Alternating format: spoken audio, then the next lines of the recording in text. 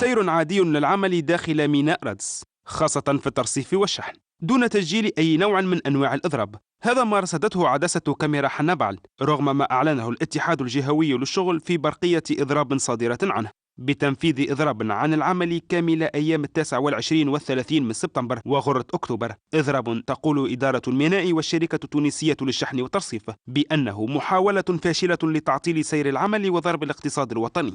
تواصلت العمليات التجارية اليوم بنسق عادي، حيث أننا لم نسجل أي اضطرابات تذكر من شحن وتفريغ البواخر وتسليم البضائع إلى أصحابها.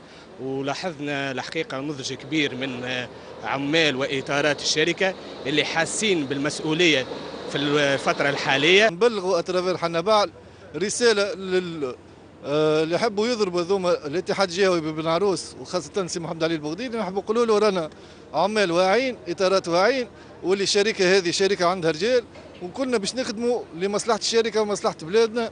عمال الميناء يؤكدون أنهم لم يستجيبوا لنداء الإضراب الصادر عن الاتحاد الجهوي للشغل ببن عروس، ويفندون ما اعتبروه مزاعم الاتحاد بتعليق الإضراب، ويقولون أنهم كسروا حاجز هذا الإضراب بمواصلتهم للعمل، داعين الاتحاد الجهوي وعلى رأسه الكاتب العام بإعلاء المصلحة الوطنية على المصالح الضيقة. العمال الأحرار للشركة التونسية للشحن والترصيف كانوا متواجدين وفايقين بالخطة اللي قاعدين يعملوا فيها الأمين العام للاتحاد الجهوي سي محمد علي البغديري والنقابة هذه اللي العمال كلهم ما عادش حاجتهم بها.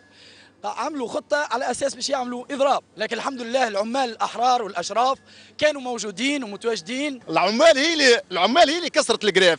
نقولوا نحن رانا باش نحكموك سي البغديري، رانا باش نحكموك، لا سبيل اليه انت باش تلعب بالسطام، رانا نحكموك قبل ما تلعب بالسطام. بقينا انا طالب حاجه واحده في سي محمد علي البغديري، علاش وقت اللي جبنا لك 436 صاحب ثقه على 599 اللي هما تاع 2011 اللي عملوا النقابه الاساسيه هذيا، وكل معرفه اللي هو سي التبوبي الامين العام مساعد النظام الداخلي باش يلزم يطبق القانون والتثبت في صاحب الثقه، الى يومنا هذا ما عمل حتى شيء. يبدو أن إطارات وعمال وموظفي ميناء رادس رفضوا الدخول في هذا الإضراب لما له من انعكاسات سلبية على الاقتصاد التونسي، مؤكدين أنهم يقدمون مصلحة الشركة على مطالبهم الشخصية، خاصة وأن هذا الميناء هو شريان الحياة للاقتصاد الوطني. نخدموا ليل ونهار، ويا محمد علي بغديري راه ما فماش إضراب في السطام، ما فماش إضراب في السطام، ما فماش إضراب في السطام، ما فماش إضراب في السطام. الحج هو الركن الخامس من أركان الإسلام وفريضة لمن استطاع إليها سبيلا. استطاعة